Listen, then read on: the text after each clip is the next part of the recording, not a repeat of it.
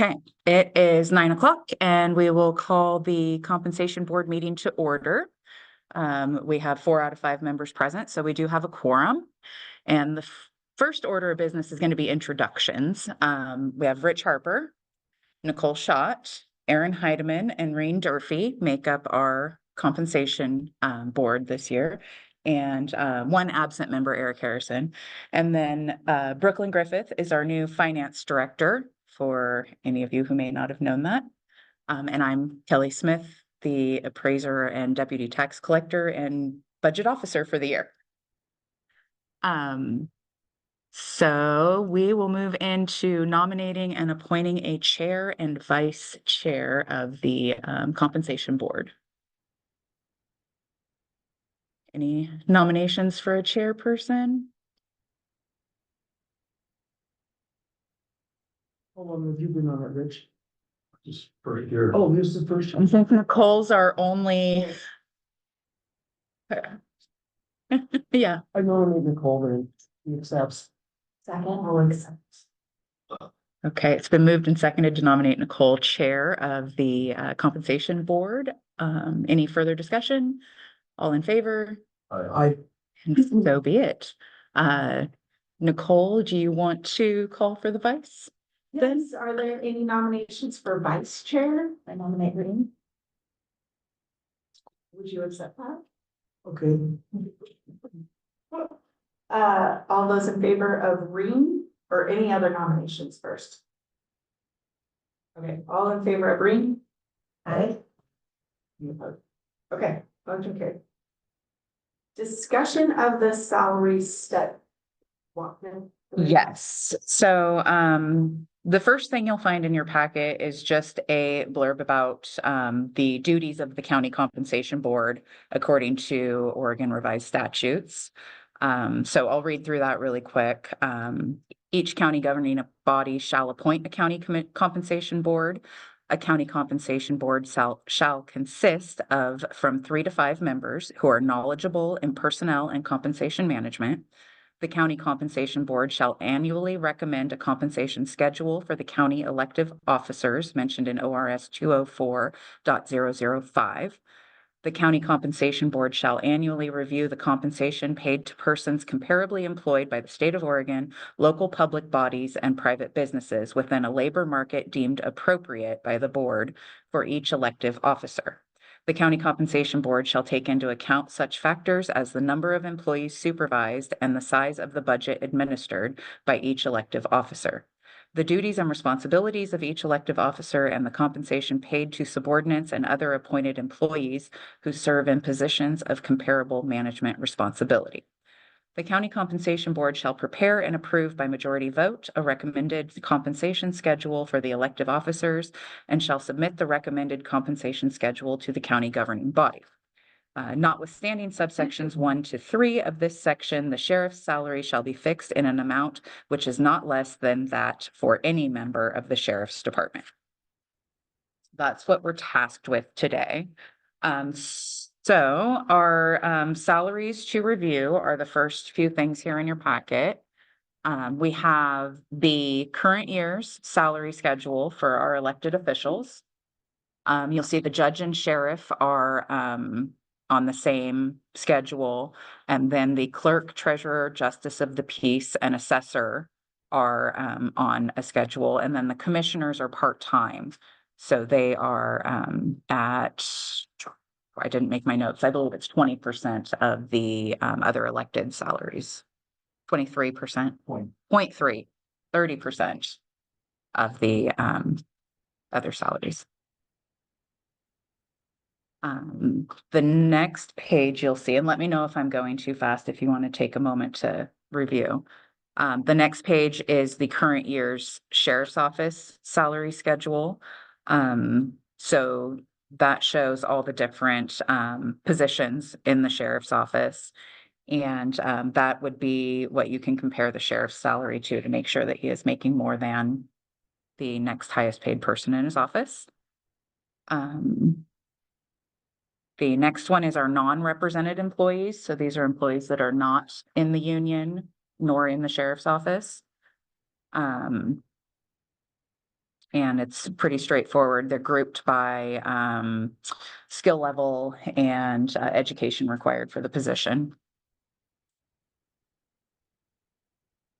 And then we'll have a copy of the union's salary schedule, again, like the non-represented, grouped by skill level and education required for the position. If you'd like to take a moment to review that, questions, comments?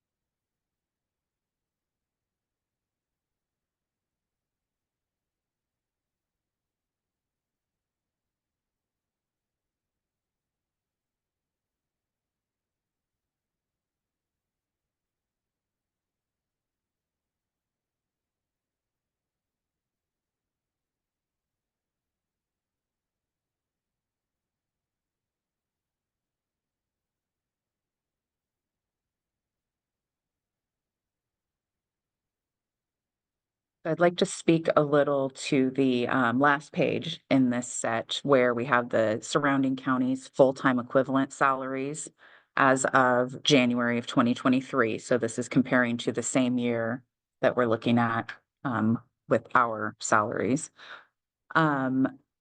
We pulled Wheeler County, Morrow County, Sherman County, Klickitat County, Washington, Wasco County, Umatilla County, Benton County, Washington, Yakima County, Washington, and Crook County.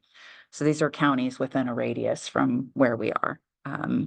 And after reviewing the population and budget, we threw out Umatilla, Benton, and Yakima counties. They're just not comparable to our county. Wheeler was tossed out just because it was the low of the group, and Crook was the high of the group. And those kind of threw our averages off a little bit. So the counties highlighted in green are the counties that I thought were best comparables to Gilliam County. And you'll see a little section at the bottom where we have comparing Gilliam County's low and high salaries for the position to the average of the green counties' low and high salaries for the position. Numbers in the form, low and high, don't match this 2023-24 schedule that was specified. Yes, because this is as of January of 2023. I'm sorry. These are July 2023 through. Oh, No. okay. Yes, we are using last year's materials for this meeting because there just simply was not time this year to gather information. So this is a little outdated. The county's pages that you're looking at are going to be 5.5% higher than the numbers that you see here, as are Morrow counties, Sherman counties, Klickitat counties. They've all gone up since this. Yes, sorry about that. Right. Yes, yeah. Yes, so we are comparing January of 2023 to January of 2023 on this sheet. Yeah, just to see where we fall in line.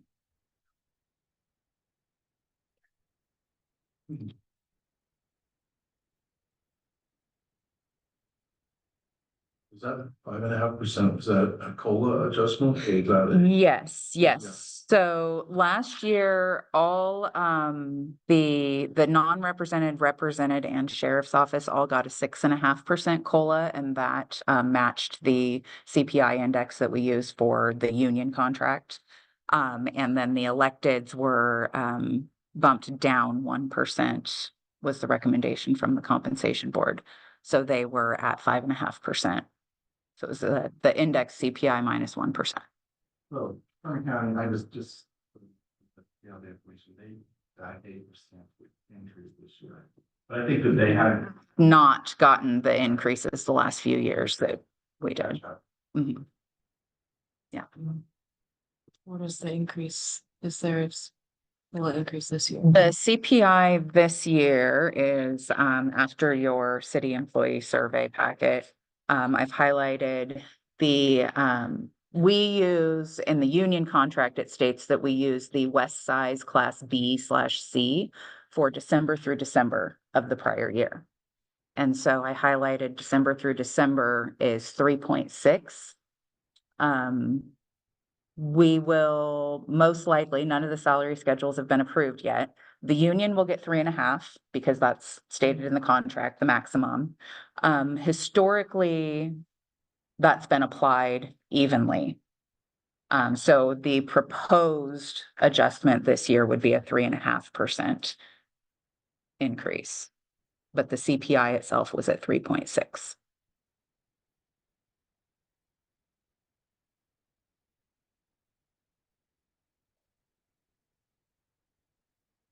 That's for 24, 25, 20.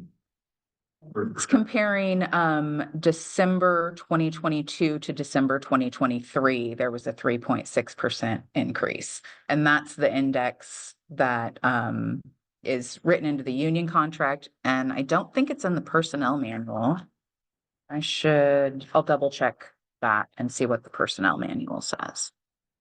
But the second to the last page of the packet is what's on the table for us to discuss. Yes. Yeah. Okay. Yeah, and you'll see also a list of each office and how many FTE they supervise.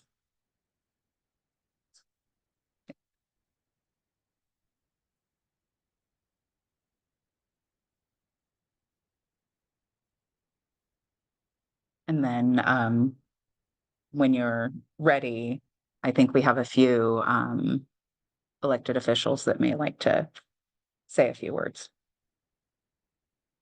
Is there any more like stuff you want to explain? Other things?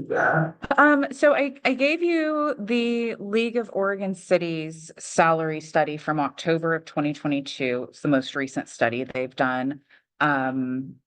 I did not have a lot of time myself to look through it and pull out any comparables. I find that page 5 is pretty useful. It shows average salaries across the state for different positions. But I did not have time to get to it as I wanted to kind of compare positions to ours.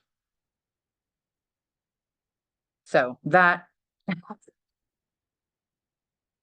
yes, yeah. That's the most recent salary survey they had available. Well, maybe let's go with elected official comments next, and then any public comments, and then we can discuss and ask a question. Okay. Elected officials, any comments, questions, concerns? I have a sermon. A sermon, Yes. bring it. Really? Know about that. Time. Yeah. You have 3 minutes. No, go ahead. 30 minutes? Can I sit there? Yeah. I feel like I'd be at a job interview like that. Well, okay. Madam Chair. Oh, yes, please. Sheriff Bettencourt, Thanks. how many pages is this? It really is a sermon. You can talk fast. I can talk fast. Okay. So it's been since the early 2000s, prior to 2010 at least, was the last time I addressed the compensation board thinking that the sheriff should be paid more. And since then, I'm and still am perfectly happy with what I get paid, and I love my job. So this is not complaining necessarily, but since COVID, with the increase in, especially over the last 2 years, increase in insurance, grocery, fuel, all of those types of things, I don't feel like, especially government entities, keep up with inflation. So And I do want to stress the fact that I'm here representing the sheriff's office, not any other elected officials.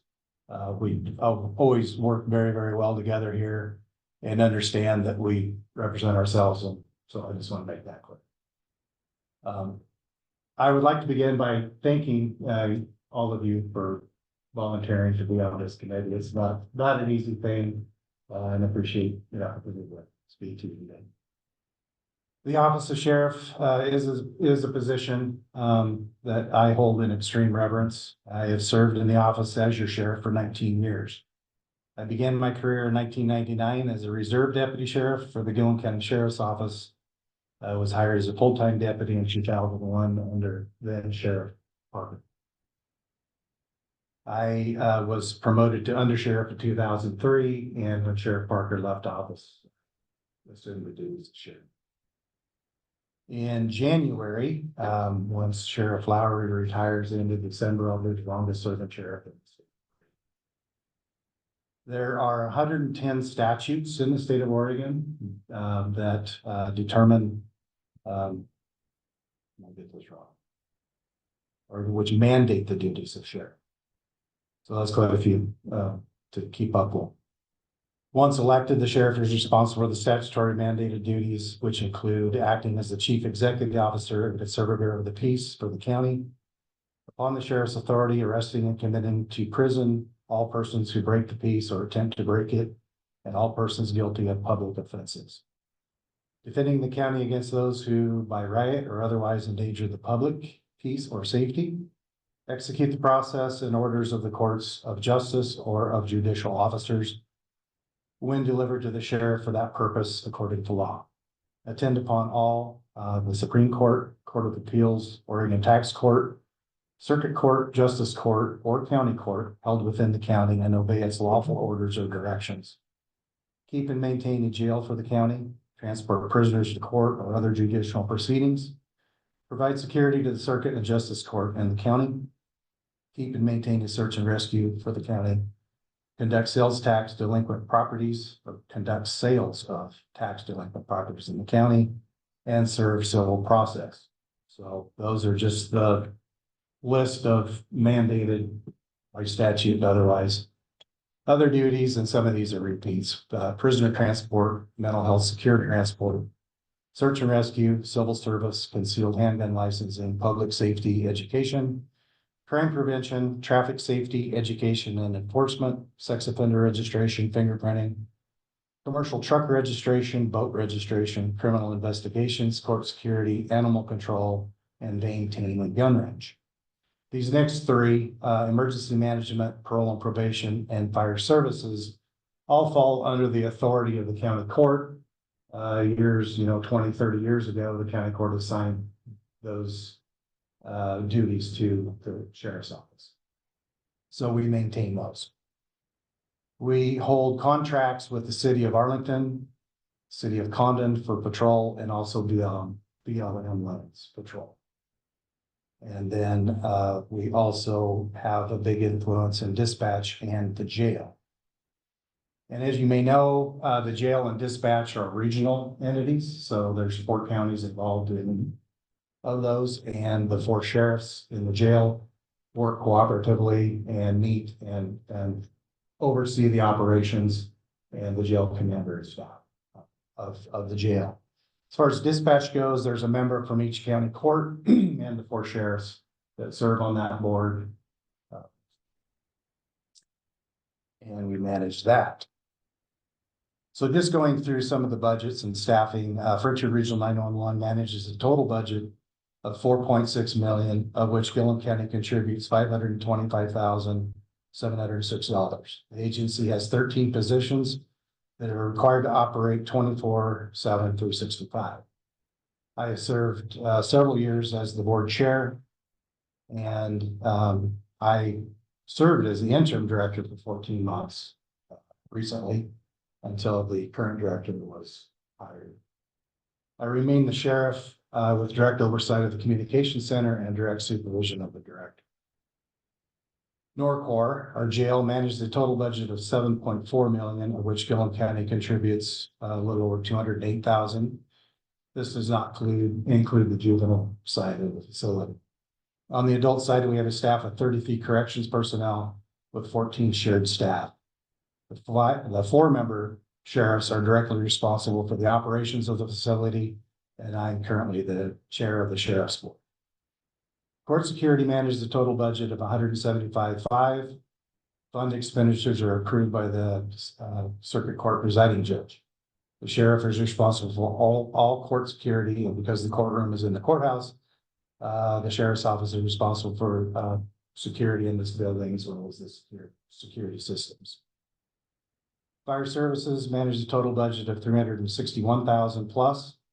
The sheriff by the county court was appointed to represent the county many years ago, and I am currently the board chair. Our parole and probation program is titled Gilliam Wheeler Community Corrections, manages a total budget of over $401,000. This department falls under the county court's responsibility, who assigned it to the sheriff's office. Parole and probation is fully funded through the state of Oregon. We have an agreement with Wheeler County, with the Wheeler County Sheriff, and manage their parole and probation program. The sheriff obviously is in control of the Wheeler County probation. The Gilliam County Sheriff's Office manages a total budget of $2.1 million. We currently have 12 team members. In total, the Sheriff's Office is directly responsible for or part of the management of $3.6 million of Gilliam County funds. And I don't know how you break up the staffing, you know, the people in dispatch in the jail and our director of parole and probation. You know, how do you divide that up if it's a regional concept and what the responsibilities are? On the revenue side, through our direct fees, I don't charge fees for things that people already pay taxes for us to do.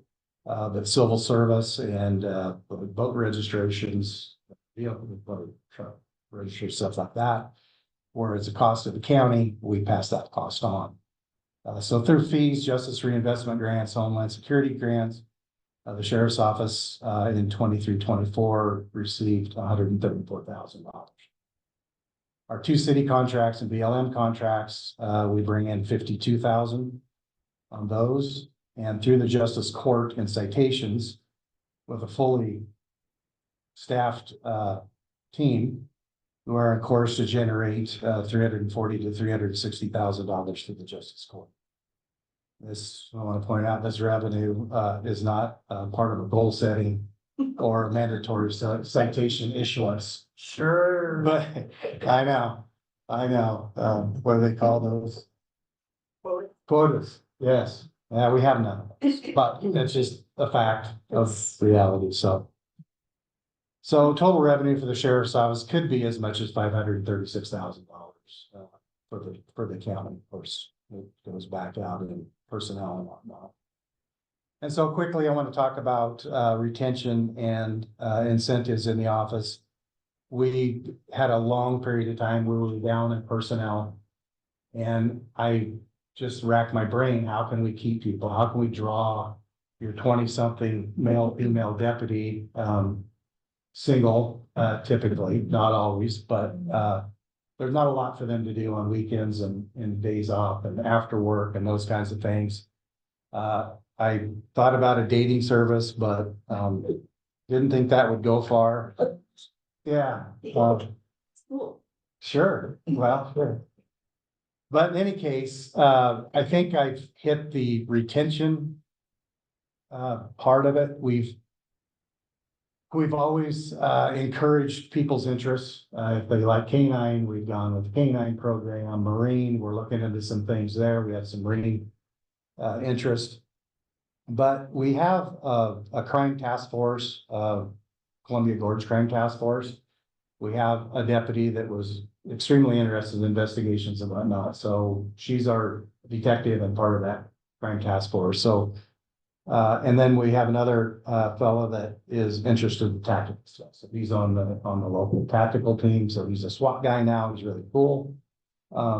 But it's all, you know, to the benefit of our community and whatnot, but also the interest of our team to help keep them here. but also to learn. And in the event we have a situation, we have somebody, qualified, experience and those types of things. So that seems to be working. 2 years ago, we hired 3 new people. We were fortunate enough to, we're one of the few agencies that are fully staffed. So we think some of those things are helping. I've put a big emphasis on safety, with, the things you read about in the news that happen here too, and you just never know. But we're not only law enforcement, response, we respond to fires and, medical emergencies, either to assist, or we're all medically trained to, a lower level. But we're typically able to get there first, direct traffic, or size up, or to stop somebody's bleeding, or to do CPR, things like that. So there's a lot more involved than just going fast and meeting our quota of tickets. We have been experiencing a lot of vehicle maintenance issues. I worked really, really hard to keep our budget down, but yet keep our vehicle fleet on the newer side. But newer vehicles aren't built like old ones. And so we've constantly got breakdowns there. Technology is my big issue, and thank God for Lieutenant Flory. Technology, everything in our cars is technology. I always said someday we're gonna go out, start a car, and the computer won't start, and we're dead in the water, just go in the house and take the day out. And we're pretty much there. But with Tori around, we're able to get good equipment and keep up on the software and keep things going. So, and of course, training is always up. And as you can tell, we're involved in every aspect of the community. It's amazing how much involvement we have in industry and the commercial businesses. And then obviously we've always had that communication and contact with farmers and ranchers, local businesses, the schools, and obviously the patrol city. So moving on. I don't know what time I'm on 4. The rest of this is really fast. We've passed your 3-minute limit for sure. Sorry. I will just say, it was part of my presentation, as of 9 o'clock, the start of this meeting, I've done, work 54 hours this week. And that's, not a typical week, but for many years, I mean, I pretty much 50, 60 hours a week. So, just throwing that out there. I've been involved with the Oregon State Sheriff's Association since I started my career. My commitment to the organization and my community took me to being the president of OSSA in 2015. In 2017, my fellow sheriffs felt I was worthy and honored me by voting me Sheriff of the Year. I currently serve on OSSA's Budget and Western States Sheriff's Committee, and I chair the Bylaws Committee, chair the Injured and Fallen Deputy Committee, chair the Livestock and Cattlemen's Committee, and chair the Nominating. I've been appointed to the State of Oregon Fallen Law Enforcement Memorial Committee and the Governor's Commission on the Law Enforcement Medal of Honor. I've been on those committees for several years. I've gone through all of the seats of the executive board of the Western State Sheriff's Association, and I'm currently the Western State Sheriff's Association president. In 2020, I was honored to receive the Sheriff of the Year Award of the Western State Sheriff's Association. I chair the fiscal and bylaws committees for WSSA. And just to give you some perspective, Western State Sheriff's Association represents 18 states, all the states west of the Mississippi River. We are constantly in communication with BLM and their management programs, and doing away with the grazing contracts, basically buying up property. By the way, the federal government owns 640 million acres of federal lands in the United States, most of that west of the Mississippi.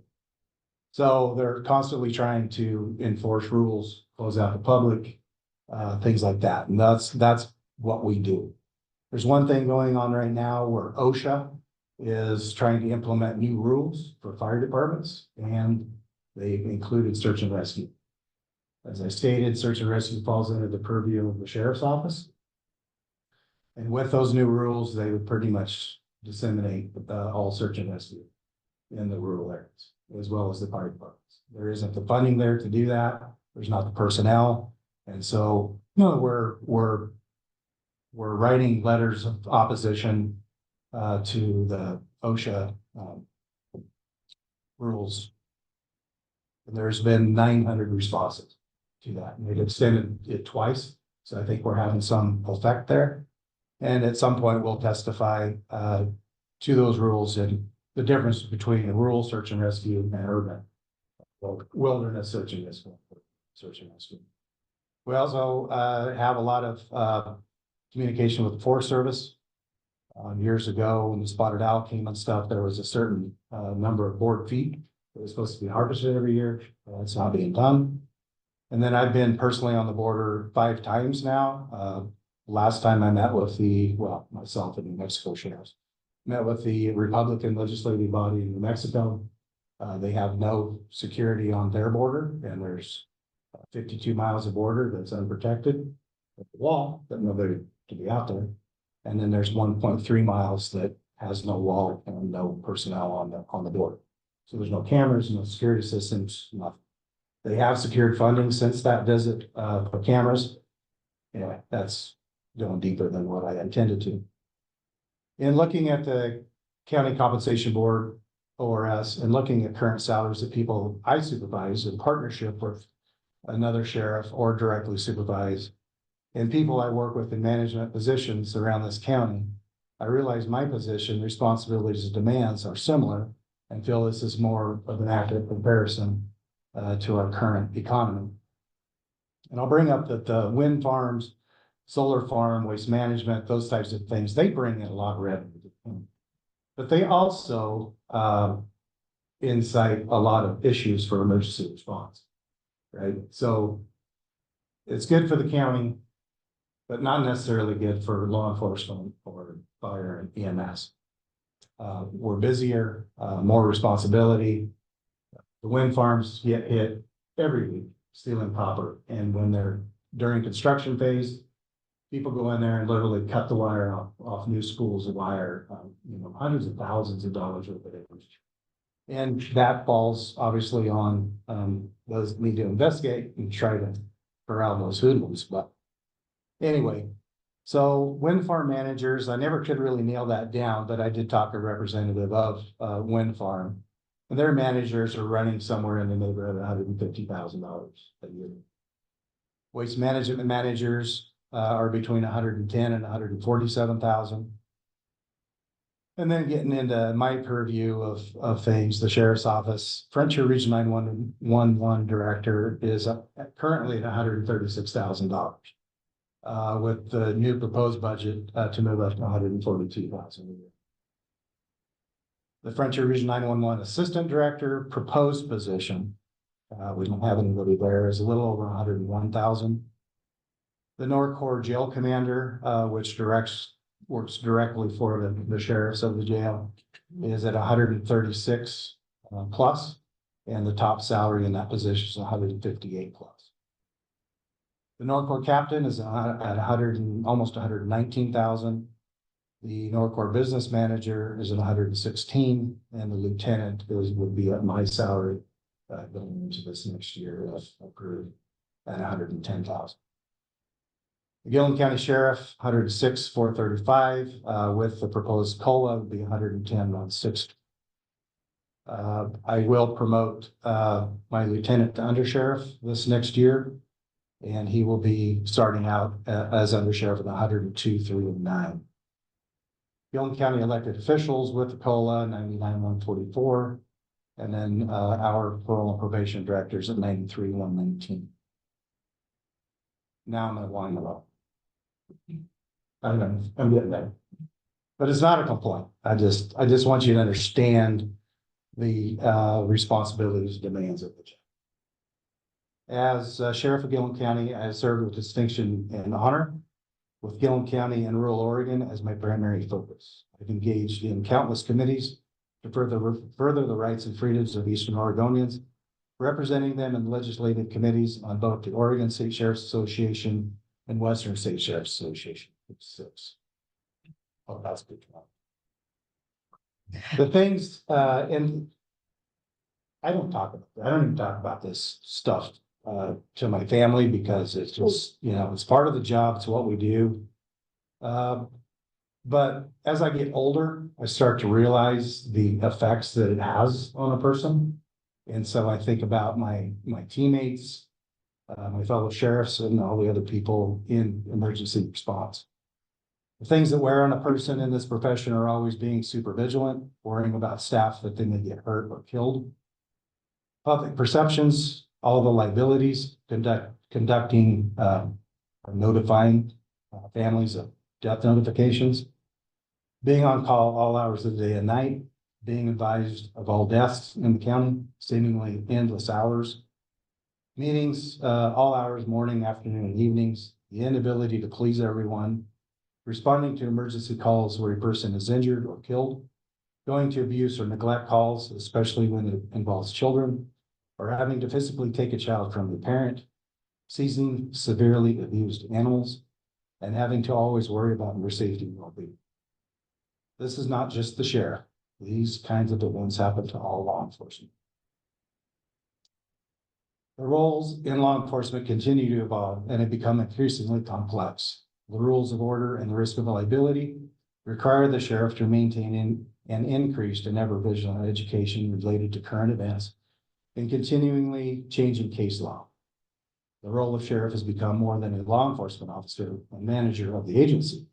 It has become akin to that of legal professional, caseworker, crisis worker, social worker, project manager, strategic planner, finance expert, and overall juggler of unknown tasks. The position of sheriff does not have the benefit of going home at the end of the workday and turning off the phone and shutting out the public. The sheriff is on call 24 hours a day, 7 days a week, every day of the year. This position does not get a regular reprieve from the duties and stresses of the job. And even when on a planned vacation, the risk and liability of the office looms overhead. So thank you for listening. And I'll reiterate that I'm not going anywhere. I love my job. And if I get paid 110 or 130, I'm still going to be here. But I just thought that, you know, there's a lot of things not considered when it comes to the compensation of elected officials and others that work for government entities. So What what would be your recommendation for the bottom and the top for the sheriff? bottom 120, top 130. And I think that's fair. But when you look at material, I mean, the average salary for the sheriff in the state of Oregon, if you take all 36, is about 130,000. You know, then you take Wheeler, Lake, Harney, Wallowa counties, those counties don't have the economy, you know, to afford it. It's not that the sheriff's not worth that, or a lot of their elected officials, but they just can't afford that, right? And Gilliam County can afford it, but they've also have the industry to support it that creates more responsibility. So, you know, it's kind of a. I have a question. You mentioned that the sheriff's office on average for you kind of returns a little over $500,000 to in quota, right? Where does that? Where does that money go? Is that part of your compensation? Does it go back into the general budget? I'm a little ignorant on that. It goes to the general fund. And then each year we do our budget. Are you aware of any other business, departments in the county that generates funds that go back into the budget other than the sheriff's office? I'm guessing. that- Taxes. Yeah. Well, Taxes. Texas, Well, most guess- departments. without saying. Yeah. Well, We, Grants that we. oh, got it. Yeah. Thank we you. department, don't they have contracts, gravel? And supposed Yeah. gravel, Yeah. I'm really not that familiar. Yeah, yeah. Yeah, and the clerk's office has recording fees, and yes, I think about every office brings in some money, yeah. We're filed in justice court, and the fines that the sheriff's office of the court generates would be 50-50 state circuit court, and then the other 50% would come to the county, because the sheriff's office writes the citations, 100% of the fine portion. An example would be class B violation on the freeway, $265. The county keeps $199. The rest of it is assessments that go to the state, et cetera. So we would only keep half of that 199 if we didn't have a justice. Makes sense? Appreciate that. Any other questions, Gary? Sheriff Betcourt? Thank you. Thank you. Any other elected officials? I'd just like to introduce myself since we have some new members. My name is Ellen Wagner. I've been the county clerk. This July will be 9 years. I was the deputy clerk a year and a half. Elections and stuff are changing greatly. This year we got suspicious mail, which we never had. It was from Thailand, and we worked with our sheriff's office, which is wonderful. We had bomb squad come in and analyze it. Thank goodness. Yeah, I had some nasty writing and stuff, but there was no powder. We didn't have to worry about that. So stuff are coming. We're getting a whole new voter system. Whew, it's gonna be exciting. We spent all last year training for it. It's supposed to begin with the presidential primary. We couldn't get to work. Not a small county. We couldn't get it to work. Thank goodness they were gonna force us to do it. Thank goodness they said, no, we're gonna use your old system to get through this year. We'll start over next year. We're fortunate. We're a small county. I have a bare bones ballot machine that only costs $50,000. So the new software will be able to be downloaded on this machine. The larger counties have much more sophisticated, and unfortunately, they're gonna have to buy new software. And their machines cost over $100,000. So that is something new. And then in a couple of years, you're gonna have ranked choice voting. I don't know if you've heard of it. You're gonna, instead of vote for one person, you're gonna rank them 1, 2, 3, 4, 5. And then it's gonna be an average of everything. And hopefully I'll be retired. But that, Oh, wow. thank you.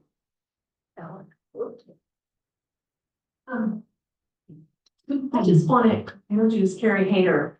I'm Chris Patno. I was the previous justice of the peace for 21 years, and this is the new judge that was appointed by the governor.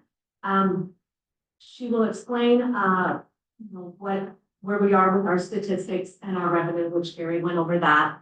But one thing that I just want to reiterate about the justice court is that when you have strong law enforcement, you do need a strong court system. And I think we've built that and maintained that from the times of Bill Marshall to Chris Nix to us and now to Carrie. So really strong staff that's been there for 10 years and 24 years to assist her. We have good relationships with law enforcement, other courts across the state and circuit courts. So I think we can continue that strong relationships. We just want to welcome Carrie. Thank you, Chris. Hey, everyone. I'll just share a few numbers to piggyback off of the sheriff. With the sheriff's office being fully staffed and comparing numbers, if we look at 5/31, this May 31 current calendar year, as opposed to last year at the same time, we're at 165%. And so it's really with his increased staffing affecting the transactions that are coming through justice court. And we're at 66% and only 41% through the year of actual citations. So right now we're at 1,264 violations that come to the justice court office that the docket clerk and the administrative clerk handle and passes through their fingertips, and some of that, depending on the path, comes also over to my office. So that's the workload that's coming through each one of those. And in 2023 or 2023, pardon me, that was 1,900, and then in 2022 that was over 2,400. So we're on pace for this current year to look back and maybe 2022 be closer to fuller staff, because we're on par to reach those same numbers, if not exceed them. We can just become.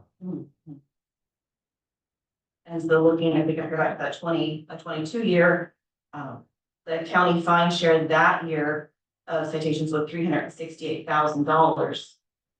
But of that share, we had the county share, but 547 actually flowed through justice court to the state and other shares I didn't go through that too fast. If any questions? I would like to say also, the Justice Court has kept the same staffing levels for over 20 years, regardless, we just do what we can do. It's, and it works really well because we have well-educated and experienced staff. They can take off the work, but take on the work as it comes in, but it does ebb and flow based on, law enforcement staffing. So, but we're doing fine. Electronic citations have really helped. It does create work, but I think we worked a lot of the bugs out where there are some steps that have been eliminated. So that helps with staffing, to keep the same staffing level while law enforcement is full staff.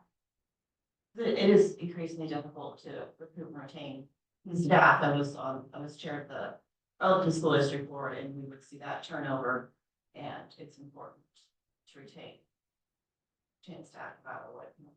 At some point, if the workforce is too slow, I don't understand, you have to make adjustments, but we all know turnover is difficult on any organization. Thank you. We also have the uncertainty of what the DA's office, because the Justice Court does handle misdemeanor crimes as well. So we don't know where we're going with the new DA from here, because Kara Davis was elected. I don't know if it's completely finalized, it's a very close vote. But depending upon if the new DA cites crimes into Justice Court, I expect they will, because circuit court is very busy handling felonies, etc. We also handle civil cases in Justice Court. That would be small claims, evictions, violations, and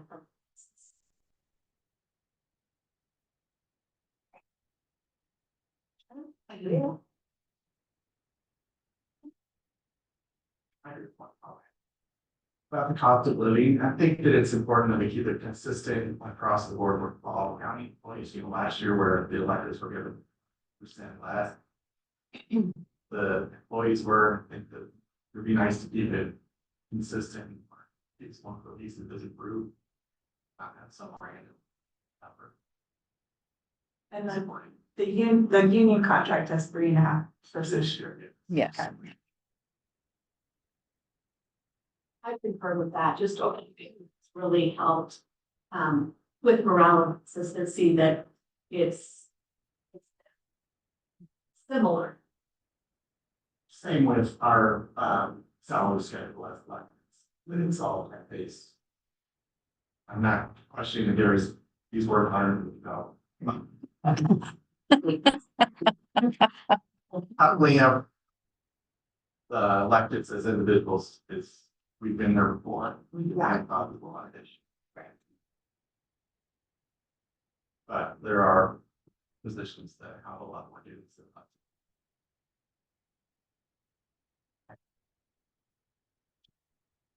Let go for both union and non-union, that we're suggesting to keep it level. Cost of living, yes.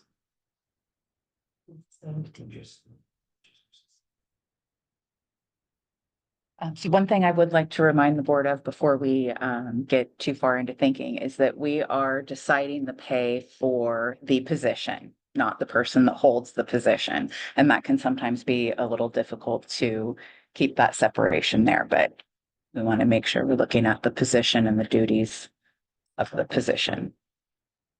You mentioned that it's 165% increase in money coming in at this current period of time. So Last year. yes, at 551.24, the county fine share is $180,000.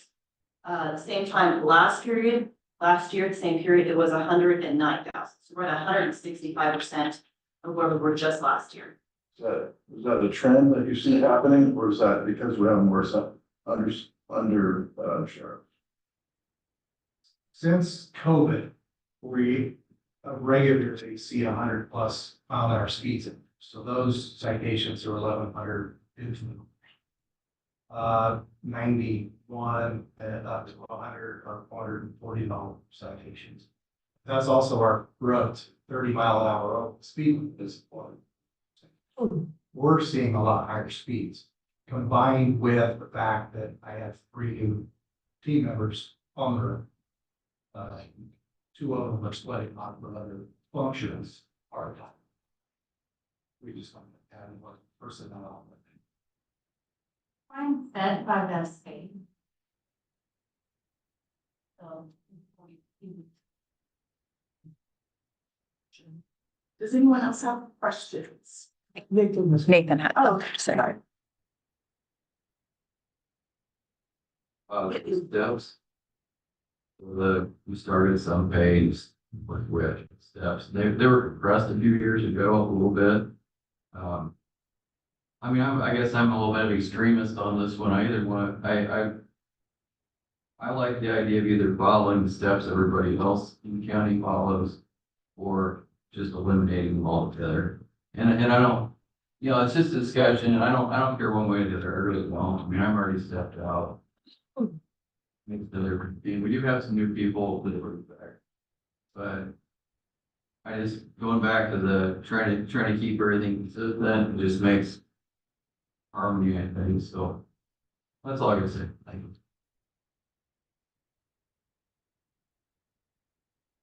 Yes, questions? Okay, before we go and discuss them, the next thing on the agenda is public comments.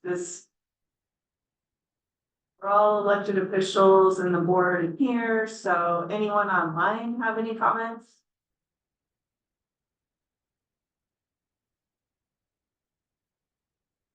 Going, gone, okay. All right. Discussion among the board here. So Green, I'll just start with you. I'll go kind of around the circle here. What are your thoughts? Sorry. Well, my thoughts are with Jeff and others of keeping everybody on the, not having somebody else get less than the other as far as the cost of living and stuff. Because even though the cost of living is a 3.5 or whatever, we all know that every time we go to the store, things are more expensive. So it's affecting everyone. So that's just kind of my thought for right now. Okay. The challenges of being a public servant is a lot right now. You're seeing all the recalls and all of the challenges that come with it. And it takes a very special person, I think, to choose to do public service and to compensate them appropriately in a county that can afford it is very valuable to me, and keeping it consistent then is of also great value.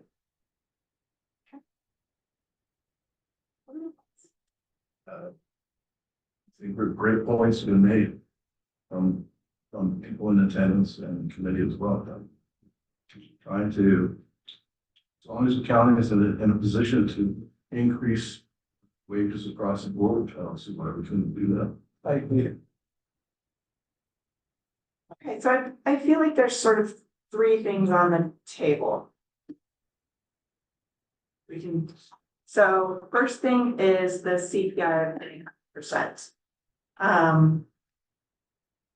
And I'll call for motions and votes here on this, but let's all see if we're on the same page. So 3.5%, we need to vote on that. I feel like we need to discuss the sheriff's position and making it its own category and setting it at a different place. And then, so the salary schedule, there's 5 steps in the elected official one, and it looks like there's 6 steps in the yes. So okay, I'm gonna put my recommendation on the table and then you all discuss. So my recommendation is we go with the 3.5% CPI. We separate out the sheriff and discuss what's appropriate for the rate there. And I do not think we should add another step this year, because there was a lot of discussion and thought that went into it at the time. The steps don't even match. Like, for elected officials, there, every year, there's another step. For the other positions, it's like, it's like 4 to 7, 7 to 10, 10 plus. And this only goes to 4. And the thought process behind it at the time was that they're elected every 4 years. And so, I absolutely, those of you in positions a long time, your, wisdom and knowledge and performance improves year after year. But that's not how the position's necessarily designed.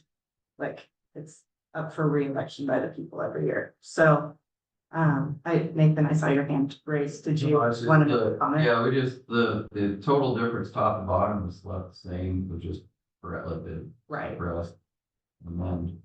And the argument Gary tried to speak this too, probably the first couple of years, the overall hardest is real steep. Right. You know, it makes no difference. Okay. So CPI of 3.5%. Discussion. Yeah, you can't go higher, right? Because of the contract. Right. Keep it consistent and no reason to go lower? Mhm. No. Okay, so for that specifically, can I hear a motion about what CPI we should? I move the CPI is at 3.5%. A second. All those in favor? Aye. Okay. We accomplished one thing. Mhm. Okay. The sheriffs. Okay.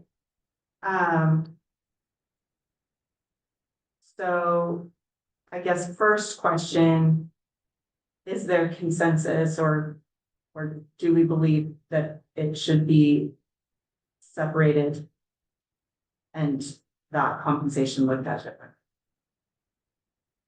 Differently than what we see here on Yeah, like- our chart. Right, so I mean. Or do both the sheriff and the judge need increase?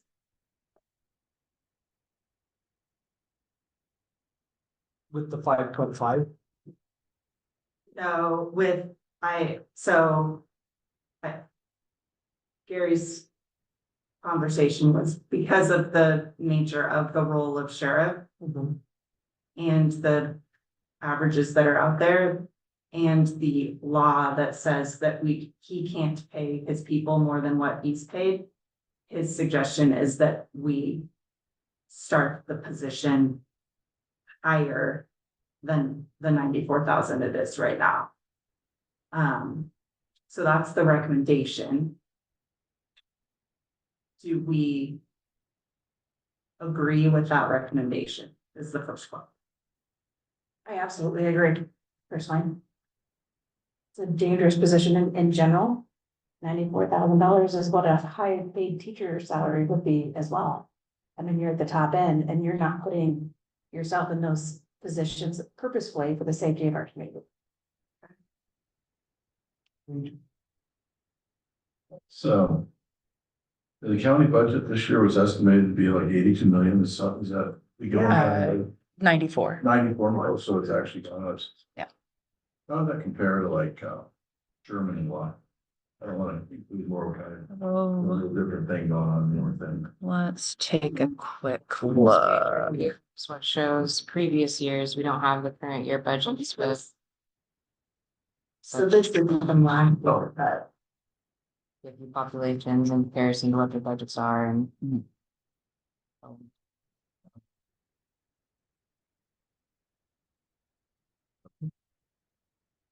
I think Thank you. like the fact that It's like, oh, where did I have? as a factor too. We used the 3.5 when fully prepared the budget. Our current budget that was approved to meetings. Would support it. And the budget has not been adopted yet. The court can still make changes to the budget prior to adoption. When the adoption has to happen by when? Is that in July? The budget hearing will be scheduled for, June 26th. Okay, so we agree the sheriff's position should be at a different rate. What do we recommend? This. I don't know, I guess, The low. do we recommend step E and then it's calculated backwards to figure out what the A is, or recommend the A and then it's calculated upwards? Can you like put it in the So Excel sheet? there we go. So whatever number you want me to fill in here. Just for We start, can, just see where it ended up.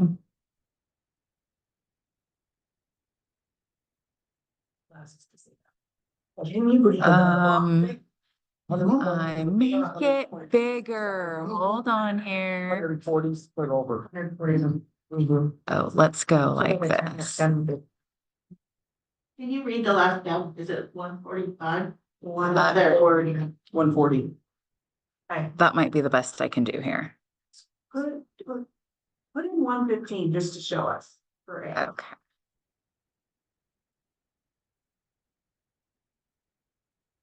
And that turns out 134 for those of us that are struggling with sight. Okay, Thing on that, if I may. Well, in the last year, you know, like with our director, and then the county court was talking about a county manager. The comments were made, we're not gonna get anybody. We need a guy. And so in 2.5 years, you know, I'm gonna finish out my term. You know, I'm thinking of the following generation of sheriff as well. You know, it's gotta be attractive. All my people, I asked them to strive to be the next year.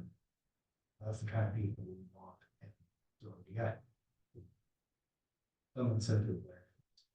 We know where we live, right? Very hard to get places, do places. There's not a lot here. You absolutely have to want to be here. And we have to make it attractive enough that they want to stay. No question, because that longevity just makes everything work better. I don't feel like I'm objective on this position, so I would prefer if the rest of you would guide where you think the sheriff's position should be. Well, I kind of liked the 120 start with the 140 at the end, also because of attraction and also keeping up with. I mean, we want to keep people as well as attraction. So that's just, and we have, I think, the means to support our Yeah, I salaries. don't want to leave. So they're not gonna want to leave and go to a surrounding county. Right. Square miles is still. Oh, 52 by, what is that? How many square mile? Well, 1,230. I'll just know it takes me 57 miles to get to a grocery store, so I know the drive part. And trying to cover all the places. Okay, so Reem put in 120, let's go back Go to back to that. that. That's just a suggestion for discussion. What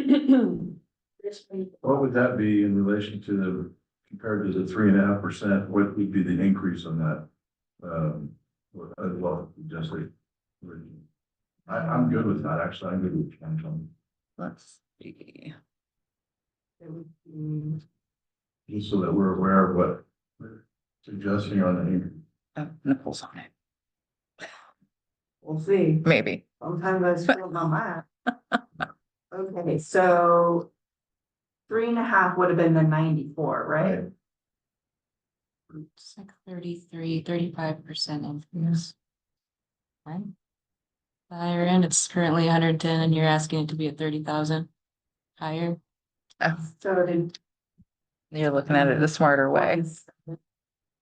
Yeah. Yeah. And this would be for a 4-year, that's of the 4-year schedule then, based off that increase, right? That shows you those steps, Yeah, so we're changing the base. Right. Yeah, right? Yeah. Would this make a significant difference in the county budget? Or is it something that can easily be absorbed, It could well? be absorbed, yeah.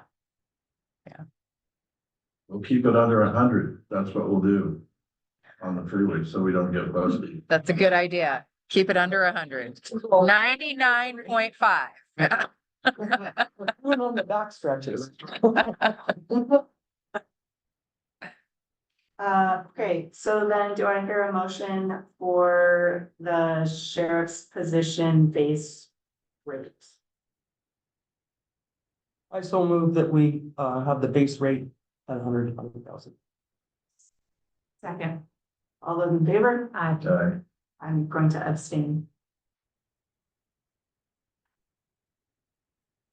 Okay, motion carries. All right.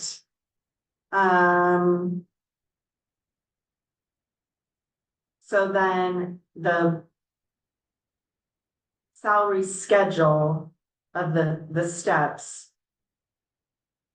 Do we want to remain with the steps as they're defined or consider another option? When were the steps put in place? Does somebody know? You said 2 or 3 years. somewhat recent, 2 years ago? and before that, it was just a high and a low. Oh, I see. Yeah, there was the steps A through F prior. And it matched the years 0 to 0.99, 1 to 1.99, et cetera, all the way up to your last step at 10 years. Reviewing other counties, some counties have steps, anywhere from 2 or 3 to per county at 13, you get 1 each year, and some have none at all. So it just, whatever everybody likes to do. I appreciate the reward for years of service. People in Maximums. What is the percentage increase on the non-represented position? Total, Like in between each of their steps, so let's say they're getting a 6% step increase every year, but now that we've dwindled it down to 4 steps. They're missing out on that 6% every year by getting a potentially 2.5% CPI. To Aaron's mindset of being rewarded each year, that was different to me. But all state agencies are a 10-step system, and then after your 10 years, you just get your CPI.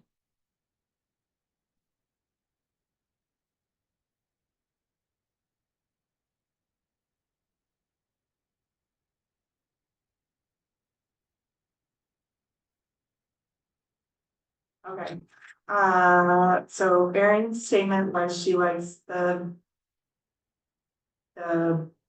look at the years. Or the reward for greater years.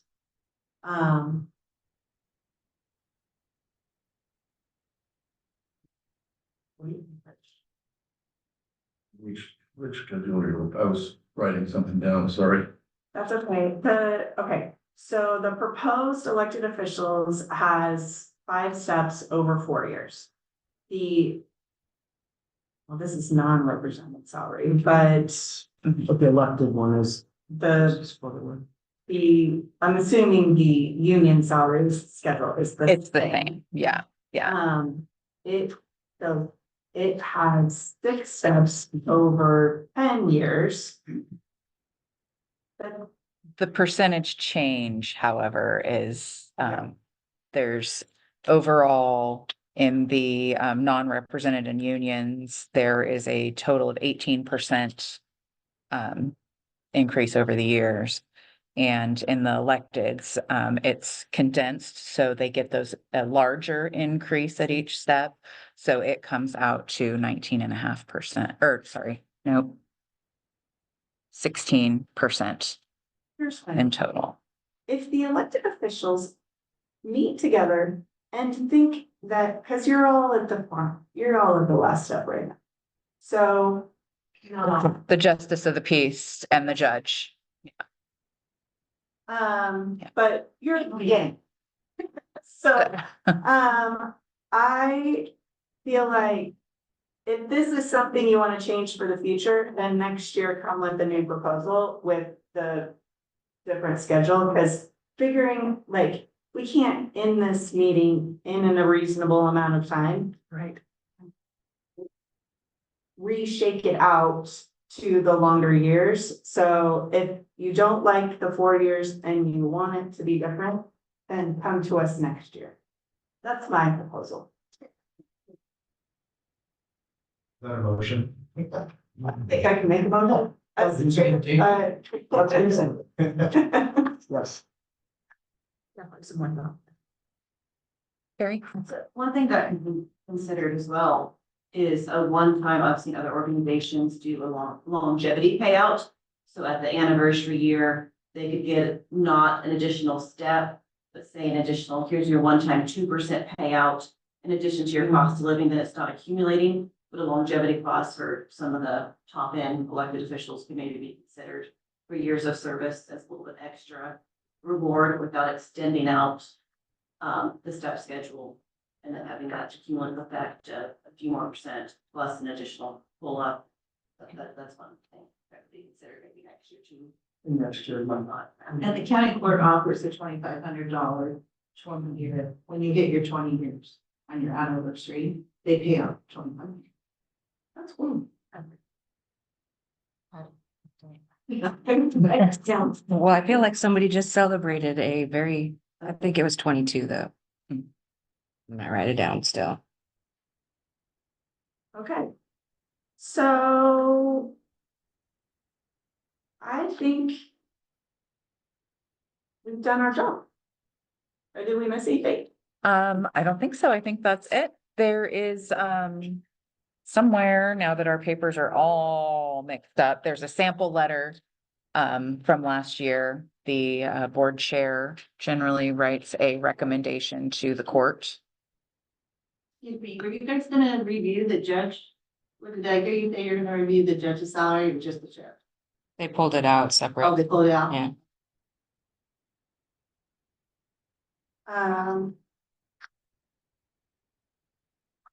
Okay, I'll draft this letter. Okay. Work with you to get it Yep. right, and then we'll start the whole board. Yep. Okay, Make sure everyone agrees and. all right, any other meeting concluding comments? All right, this meeting is adjourned.